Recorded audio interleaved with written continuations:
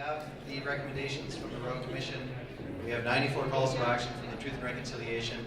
We know that change is necessary and we need to do it. We're going to chat about that, a little bit about your government's role in that. So in terms of format, just so everybody knows, we've got a couple prepared questions, and we'll just fire through the questions. We're starting with the easy ones and working the hard ones. So, yeah. But the first question is, reconciliation requires teamwork. We all have to be in this together. There's a room full of people here with considerable talent and influence. How can we help? I think that's obviously the best question, because it's a question I think I promised the Governor General that I'd have an answer for by the end of January, and I'm still struggling with this, in that everybody wants to help. I don't think anybody wants us to fail at this. And so, you know, in a room like this, there are people, you know, who are already working on specific things in the calls to action. So whether it's people working at universities on indigenizing the university, or making sure that what's being taught is consistent with the truth, whether it's people who have influence in provincial governments and the curriculum, and to make sure that if somebody is saying that, Commissioner Wilson and I just had a chat about, well, what do we do if people think that honoring the calls to action is a 6-week course in grade 10, when really what we want is kindergarten to grade 12 in all the subjects like in New Zealand. The media, I think that we are getting a little better coverage for mainstream media, but the calls to action were about making sure CBC, APTN, as well as journalism schools were doing a better job. But when I think all of it is this room as citizens first get to make sure that we are correcting misunderstandings or just lies, but also correcting people around things that are frankly racist, in the way that we deal with comments that are just racist. That what do we do in social media when you see this kind of nonsense? And you know, it is hurtful and awful. And I think those are the things that we know people have picked up and said they're helping with. But I'm really worried that, you know, even during Chief Spence at Victoria Island, when 2/3 of the comments on the CBC website had to be taken down as websites, and that's the CBC, we have a long way to go. So I know Senator Sinclair says that everybody should pick one call to action and really go at it with real sort of pester power. But I think that it is going to be understanding that that there are many players and in the calls to action, but mainly it's eradicating ignorance is still the first thing that we have to do. And that's why, I had fun with Indigenous Reads in June, where we tried to, on social media, to get every book club in Canada to pick an Indigenous author and try and take it to their book clubs. I think there's just little things that we can do. And but I think the scholarly work that can be done from a lot of people in this gathering, whether it's on the CIHR on health research, or whether it's the kinds of things that are really important in language revitalization and identifying best practices, not just promising practices, for us to take a scholarly approach to what's working and what's not working, and to admit our failures. I think that's what we were saying today, that in the the education initiatives, coast to coast to coast, if there are things that didn't work, we need to know about that, so others people don't try. And I think people have been very risk adverse in experimenting with the kinds of things that can work in classrooms, which don't work in classrooms. But I I just hope everybody knows that we really want to help. That we need everybody's help on this journey, and I would love all the audience here to tell me what they think we could be doing better to get more people involved. Corporate Canada seems to want to be involved now. Obviously, the Rotary Club is really involved. How do we get every single person to admit what they don't know, go get what they don't know, and really do this eradicating the ignorance piece as a Canada 150 project? You know, so there's clearly a big individual responsibility and a big education piece to this. Now, some of these calls talk about, and especially from the RCAP, talk about restructuring the relationship. So, are we in an appropriate structural relationship, and do we? What needs to change there, and can we make those changes? Well, I think that in a distinctions-based approach, right from the beginning, a year ago, that when Natan immediately corrected us and the Prime Minister about nation to nation isn't exactly the way Inuit want to understand this. They believe it's an Inuit to Crown relationship. So part of it is having to understand that we can't have a pan-Indigenous approach to this, and that there is going to be a different and a restructuring of a relationship with Inuit people, with Métis Nation, and with First Nations. It also means that in what we know has to be disruptive, that nation to nation isn't 634 Indian Act chiefs and council, that people know that's not a nation. So what work will be done in terms of hoping that, whether it's treaties or it's very exciting, maybe some exploratory talks with the Mi'kmaq on how they would like to be a nation. Obviously, Haida Gwaii has a huge opportunity. There's no overlaps. It's clearly surrounded by water. That is a nation. But I think these are the kinds of conversations that even amongst the First Nations themselves, how do they want to organize in order to work nation to nation with the Government of Canada? Yeah, and that organizing principle is complicated. And I suppose I could see that even a department perhaps like INAC might need to change over the years, I suppose, and we might need to look at different departments having different responsibilities. Is that do you see that coming, or? Well, I think one of the things that's interesting, that if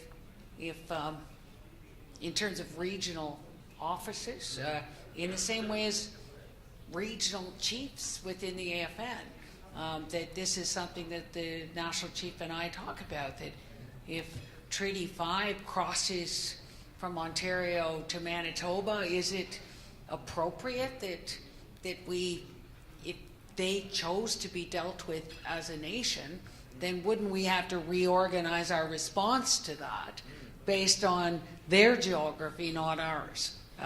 These provincial boundaries got drawn in long after the First Peoples were there.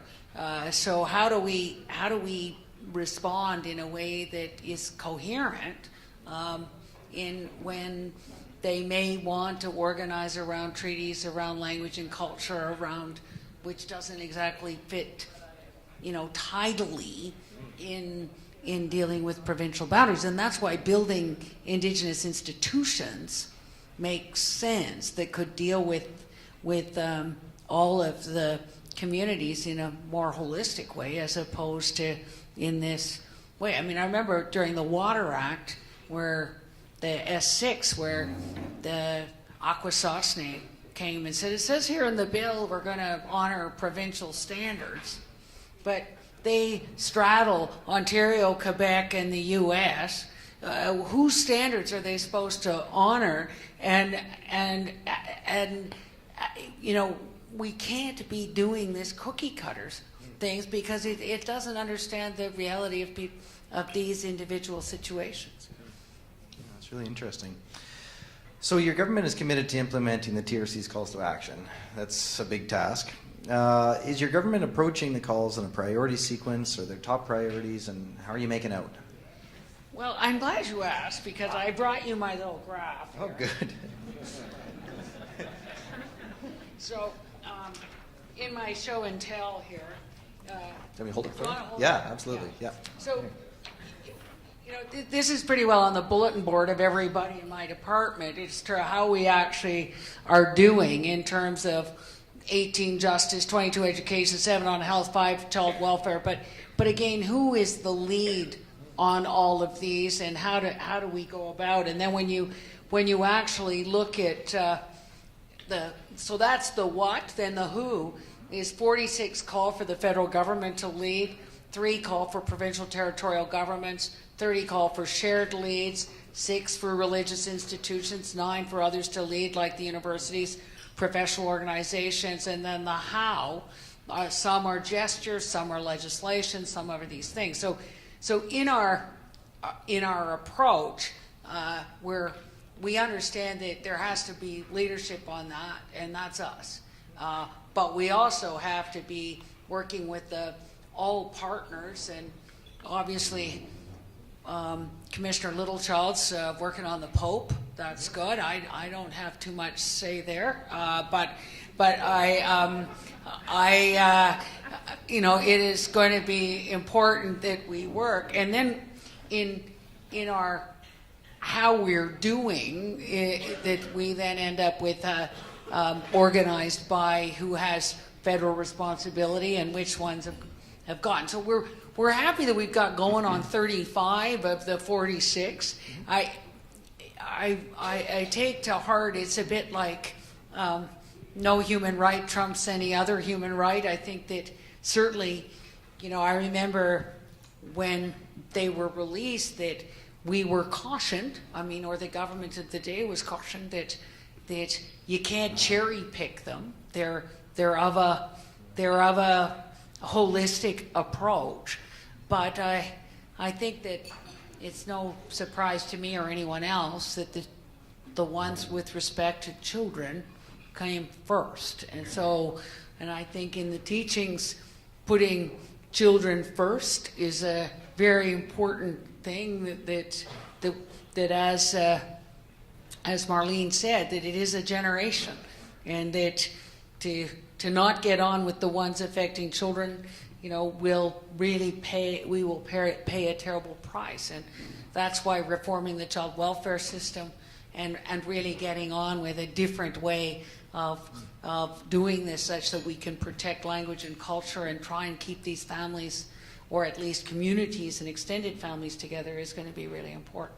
So it's there's some, you know, obviously I felt strongly that we had to get on with the Missing and Murdered Indigenous Women and Girls Commission, that seemed to be so much a part of dealing with sexism and racism in policing, dealing with the child welfare system, dealing with all of the things that had been mentioned before in many other reports.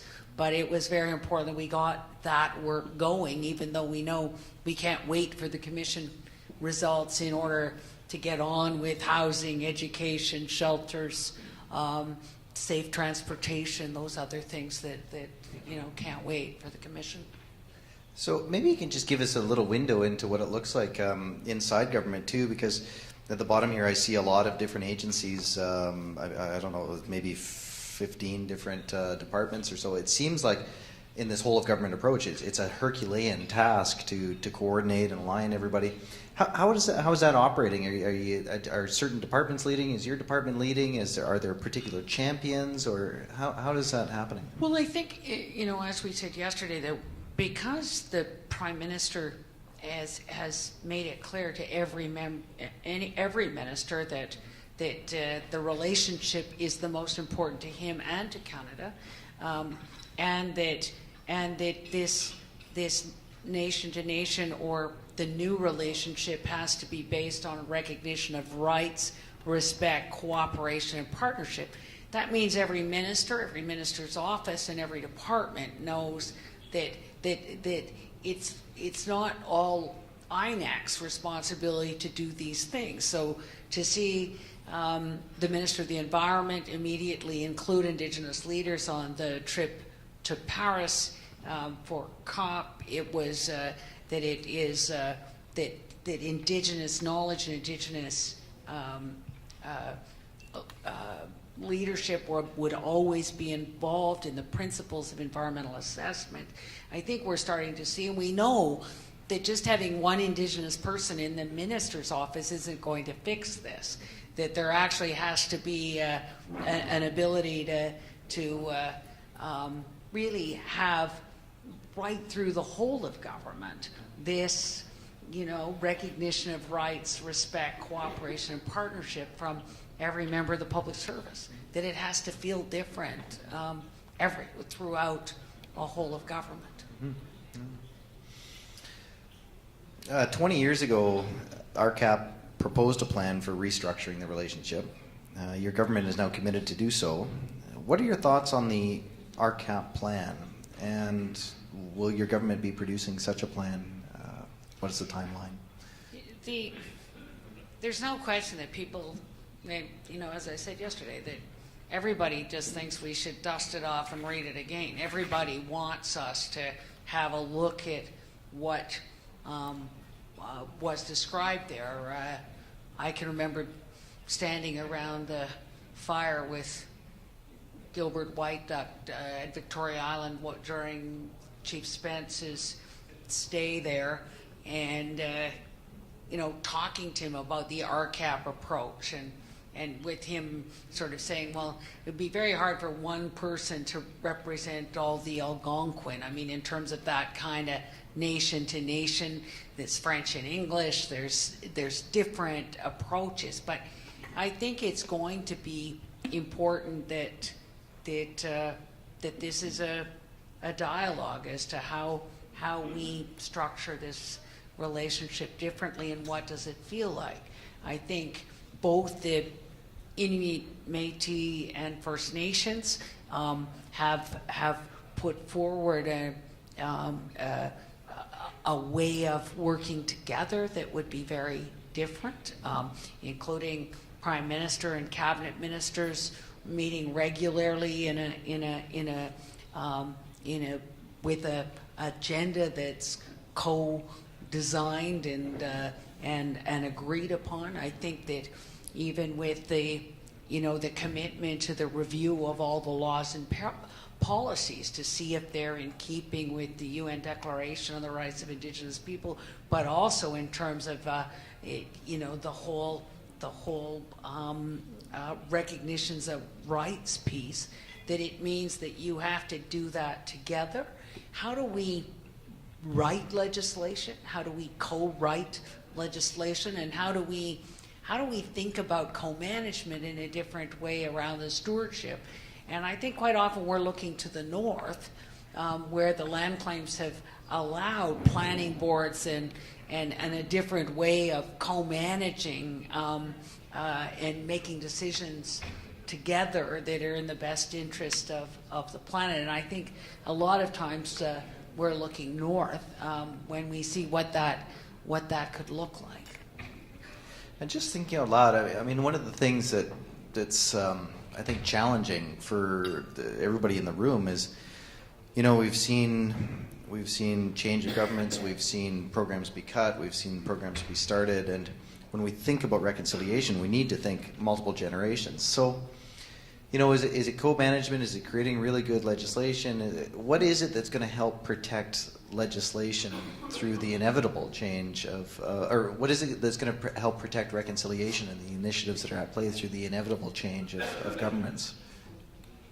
Well, I think people are tired of hearing me say that.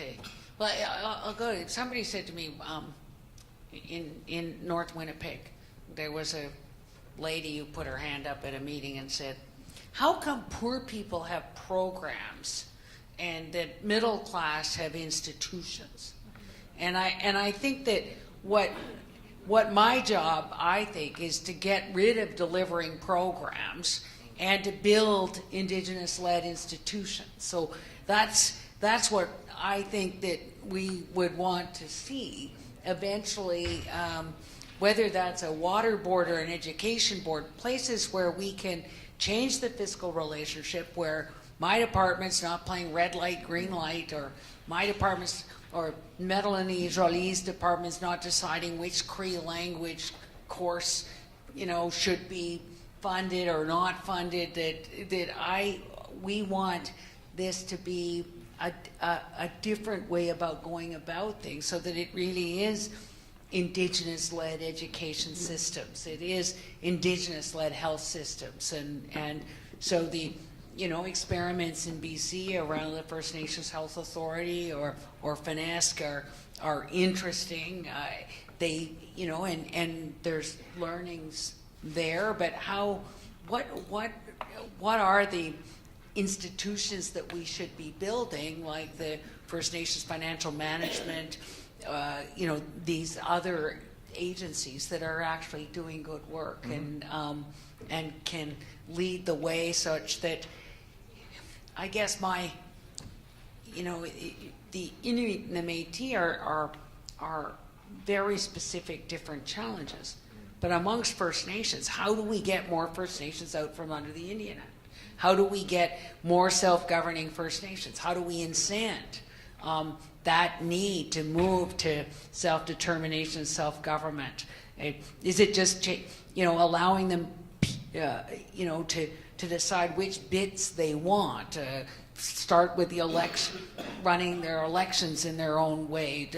The Land Management Act, we know those communities are doing better than the ones under the Indian Act. How do we negotiate what a community wants? And that's what Joel Wild in my department in Trees and Aboriginal Government is trying to do. That there's many communities, particularly in British Columbia, but all over, that may not want a full treaty, but there's parts they would like to run themselves. And so you sit down with the community, you ask, what would you like? And then how do we end up getting to a final agreement that works for them in terms of the autonomy that they need in the way they're comfortable. I mean, Jody Wilson-Raybould, the Minister of Justice, always says that when communities are ready, willing, and able to get out of the Indian Act. But my concern is that there's some very prosperous communities that are still in the Indian Act.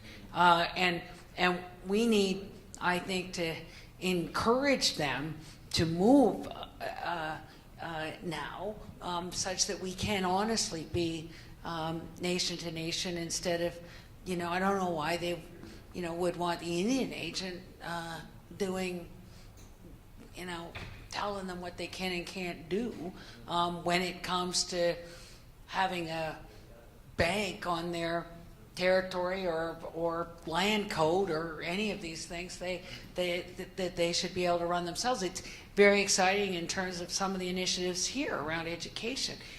We want communities that feel they can change the school year such that kids could be in culture camps in the summer and off for hunting season. We want them to be able to write their own curricula, to be able to run their own PD, to have their elders. That the Indigenous pedagogy seems to work way better than a colonial approach. So in tiny little rows copying off a blackboard didn't work.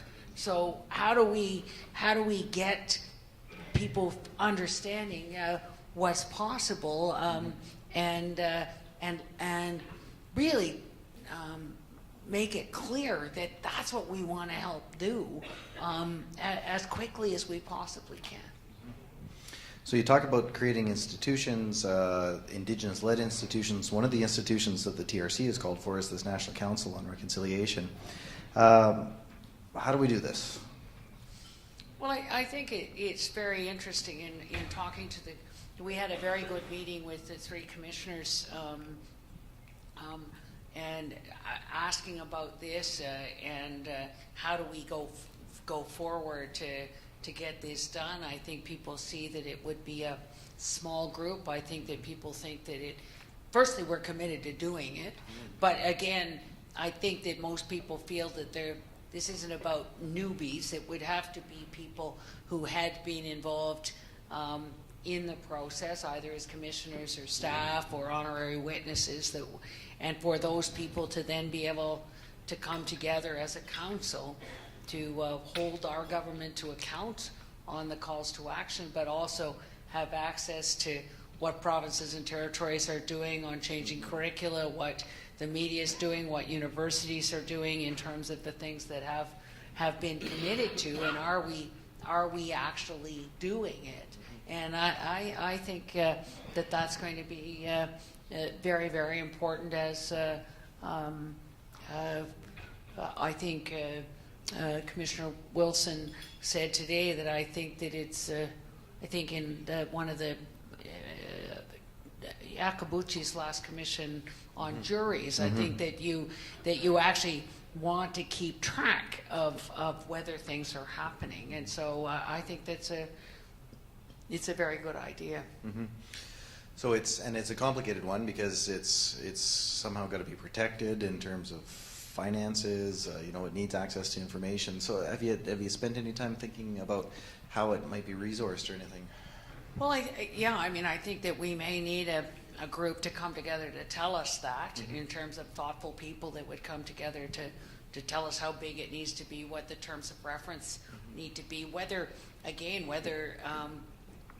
you know, in the Commission on Missing and Murdered Indigenous People, the Indigenous Women and Girls, we needed orders in council in all the provinces and territories in order to have access.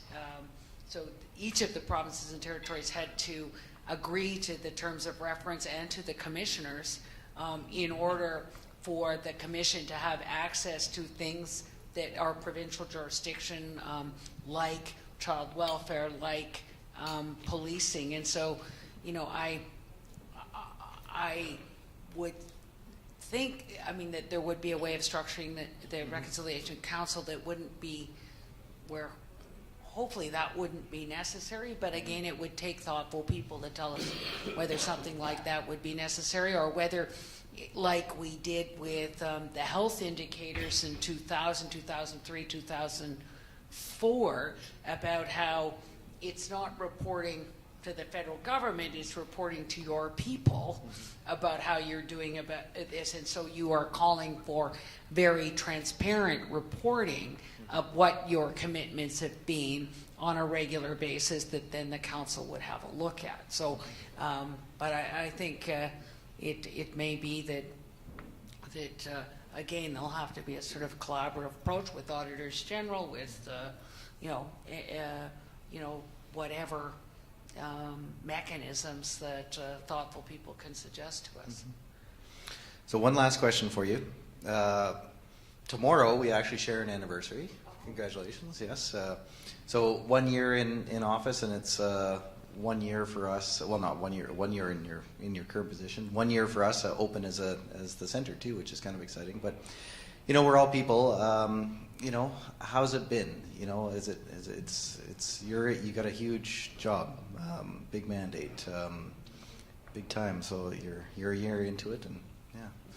Firstly, happy anniversary, and congratulations on all the proceeds from Secret Path come to your center. So I forgot to mention that after we bought a bunch of them to give as gifts. So we hope that sets an excellent example for giving.